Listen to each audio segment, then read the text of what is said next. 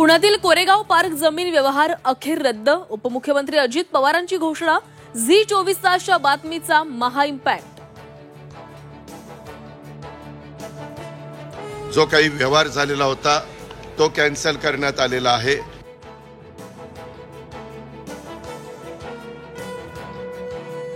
पुण्यातील कोरेगाव पार्क जमीन व्यवहार अखेर रद्द. उपमुख्यमंत्री अजित पवारांची घोषणा. झी 24 तासच्या बातमीचा महा इम्पॅक्ट. पुणे जमीन व्यवहारामध्ये ज्यांनी सही केली त्यांच्यावर गुन्हा दाखल. कारवाईबाबत महसूल मंत्री बावनकुळे यांनी दिली माहिती. पार्थ पवारांच्या प्रश्नावर अजित पवारांचं उत्तर.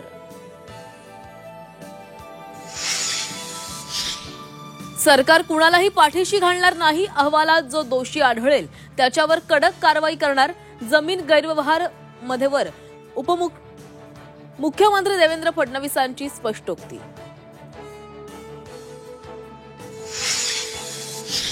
जमीन व्यवहार रद्दचा दस्त रजिस्टर झालाच नाही.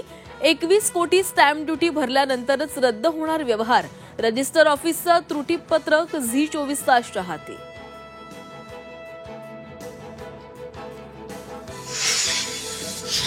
मनोज जरांगेंच्या हत्येचा कट रचणाऱ्या आरोपींनी 12 नोव्हेंबरपर्यंत पोलीस कोठडी. चौकशीतून मोठी माहिती समोर येण्याची शक्यता.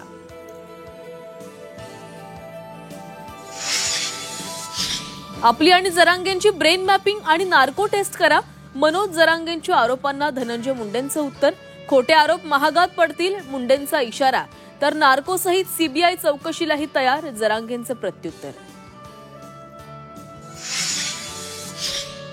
कुंभमेळ्यात बिगर हिंदूंकडून खरेदी करू नये, मंत्री नितेश राणे यांचं वादग्रस्त वक्तव्य.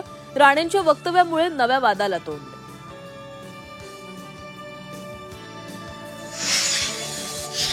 सिंधुदुर्गात नगरपालिका निवडणुकीसाठी दोन्ही शिवसेना एकत्र येण्याची शक्यता.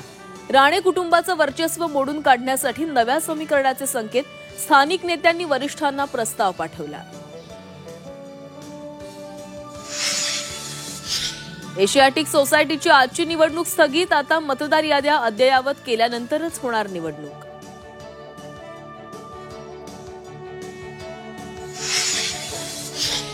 आणि राज्यात गुलाबी थंडीची चाहूल. बहुतांश भागांमध्ये कमाल आणि किमान तापमानामध्ये घट.